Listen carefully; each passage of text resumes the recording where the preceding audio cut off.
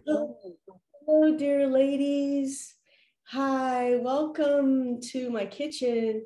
So sorry I can't be with you in person, but my student, Dana Betterson, is having her senior recital today, the exact same time.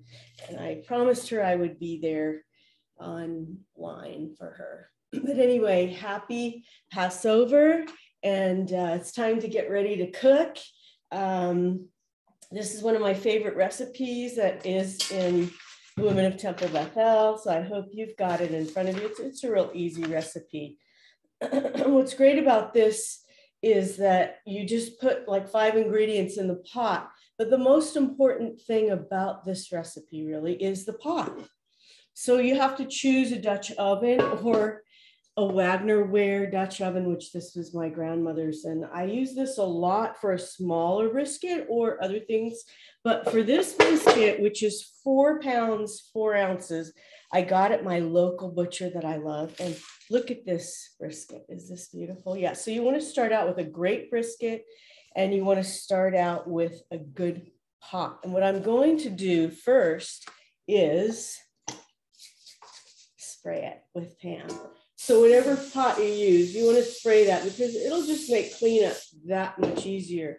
Not that I clean up, Andy always does the dishes, so yay. Alternately, if you don't have a pot like that, you could use a baking pan, but you have to make sure that you seal it completely because that is the secret of the braising. Okay, you won't be able to turn it.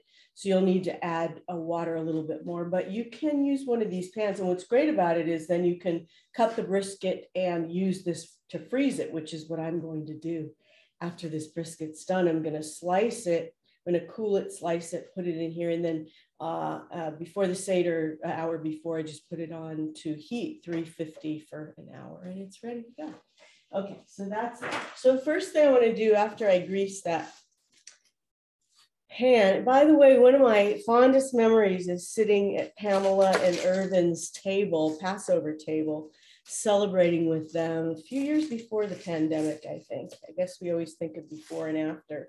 And my brother Mark, who hadn't been to a Seder probably since he was a teenager, was there. And it was one of the most memorable experiences. So I want to thank you, Pamela and Irvin, again for all your hospitality, and I hope to be with you again in person at some point. So what I've done with this onion, what I like to do in slicing onions, let me put this down so you can see a little bit better, is I like to cut the onion in half and then just peel back the skin and take it by the root, and then it makes it nice and easy to slice. And I want to slice these into really thin slices because these onions are going to become part of the gravy for the brisket. So they need to be prepped correctly. So I'm just going to slice this up and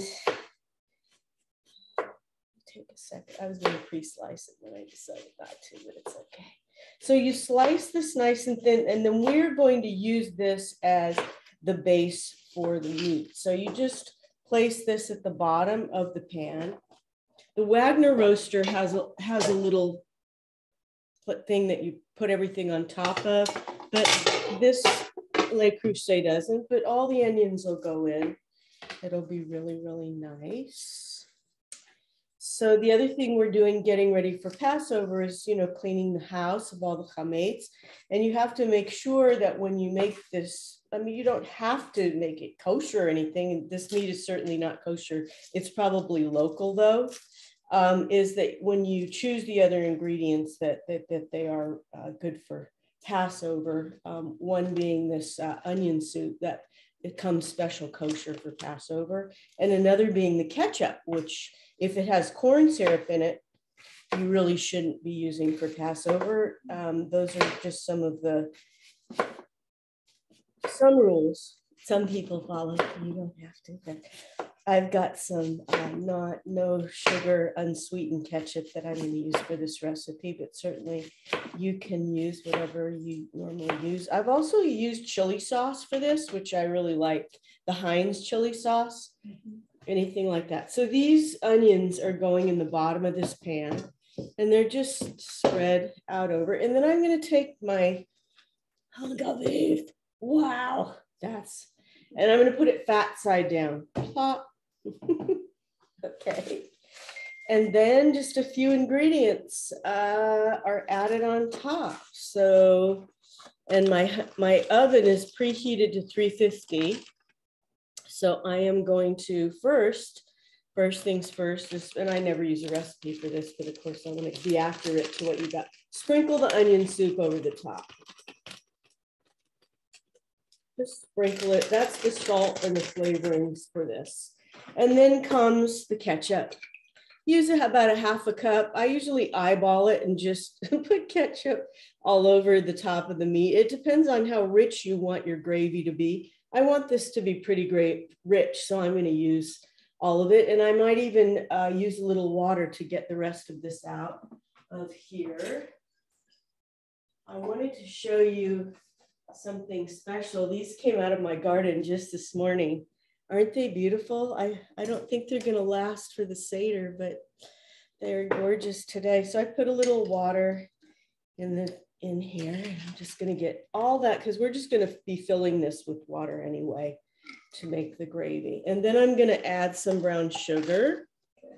And I add about a half a cup of brown sugar to that. And you can use non-sugar sugar for this if you want, like monk fruit brown sugar if you're diabetic or you just don't want all that sugar. But I love that. That's what makes it the sweet and sour. Then I have some cranberries. Here's the secret to this recipe. I'm just going to use about half a cup of dried cranberries because I want that to be a little bit of sweet on top, right on top. So I do that. And then I've got some peeled garlic, but you can, I don't like the bottled garlic. It has a weird taste to it, but I'm going to put quite a lot of garlic in here. You can do that to taste. This says 8 in the recipe. I think that's about right. I'm just going to slice them, just rough slice them, because these are going to braise down in with the meat, make it just taste so yummy. Or just rough chop them like that. It's about a tablespoon, I'd say, and I'm going to scatter that over the top.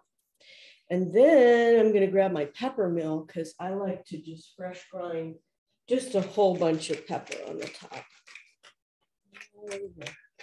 Doesn't need salt because the onion soup provides the salt. So I just grab, or if you can use regular pepper, just be generous with the pepper. And then most importantly, I'm going to fill this with about halfway with water. If you're using a pan, you should fill a little bit more because you can't flip it. But with this, I'm going to put it in at 350 right now. I'm going to cover this after I fill it halfway with water, put it in the oven for 2 hours because it needs to cook for about 4 hours and 40 minutes. That's 1 hour per pound at 350. And then I'm going to carefully take it out and flip it over. I'll use 2 forks to flip it nice and easy. Put it back in the oven for the rest of the cooking time. 2 more hours, then check it with a fork. It should be nice and tender.